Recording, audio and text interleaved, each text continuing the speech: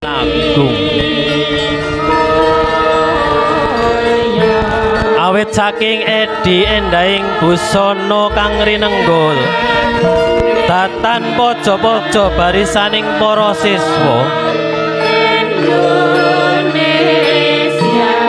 kang lagya anglar ing repat kepanasen saha datan dangu tumunten anampi serat kekancingan minangka tandha kalamun wis lulus dene ngangsu kawruh wonten pawiyatan menika kanthi kairing sewu restu idi saha pangestu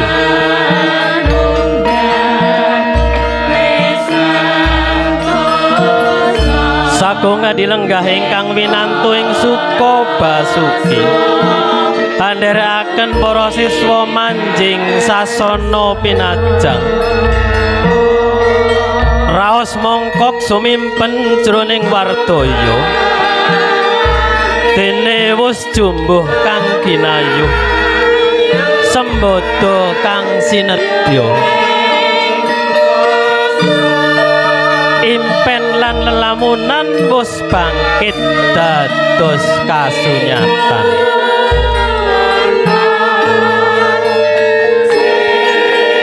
ing netra gawang-gawang kegambaran endah kang bakal dumadi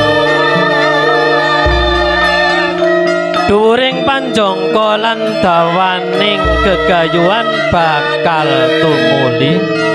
mekrok pindho sekar kang mekar ing tetamanan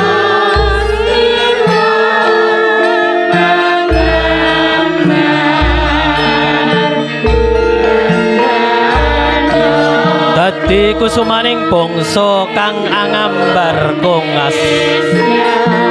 arum gandane nuhoni wasita adi sabdane dwija sejati kang wis njempana ing ngawiyat nun inggih Ki Hajar Dewantara ing madya mangun karsa tutwuri handayani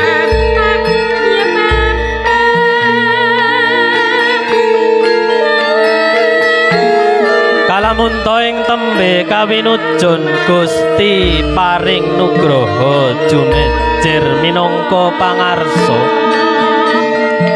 bisa dadi panutan kang pangayoman tumrap sagung kawulane kalamun kapinujon jumejer minangka pamadya bisa hamemangun saha hanyengguyung apa kang kinersakake sagung pangarsane lan kalamun kapinujon amung jumejer minangka kawula alit kang mapan ing puri bebasane tetep bisa handayani ya ing kono jlentreng tembung manunggaling kawula Gusti kang kalamun wis bisa cinipta bisa mahanani bagya mulya manggih raharja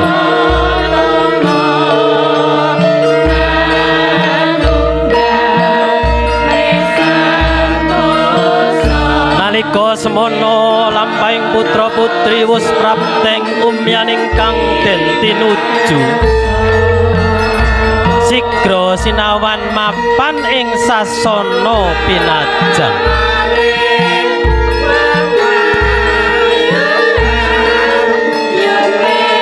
tumunten sami samekta ing diri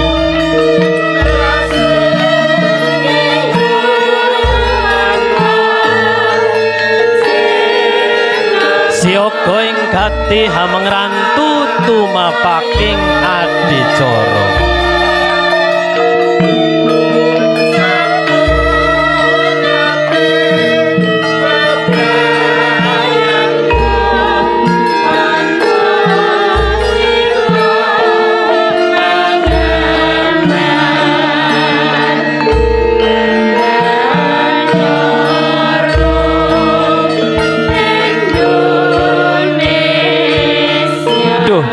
menapa ibu guru sepinten to bombong ing manah kawula ing rikalenggahan punika dene idam-idaman ingkang ginadang sadanguning triwarsa ingkang sampun kepengker pranyata sampun dados kasunyatan.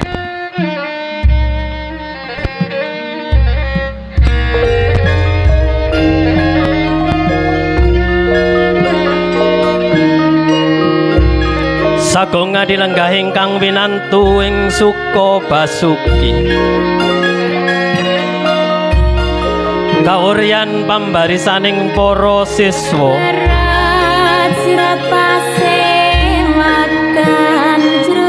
wus pepak manjing sasana pinajang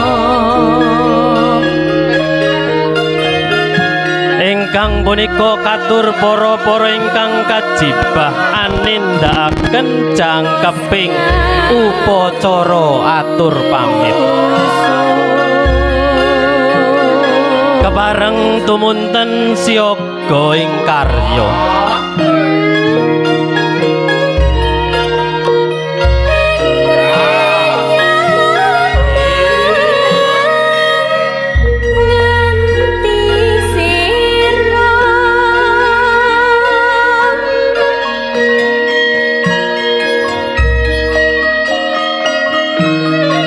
sangyaning para rawuh para pilenggah kakung sumawana putri ingkang boten saged kawula piniji setunggal monggo setunggal tansah sinuba ing pakurmatan ing wasana hanamung mekaten atur kawula hamba bilih anggen kawula matur saking purwa madya ngantos ing wasana kirang trapsila nerak subasita nilar tata krama kawula hanamung satitah sawantah ingkang tansah mawantu-wantu agunging samudra sih pangaksami cekap semanten. Wassalamualaikum warahmatullahi wabarakatuh.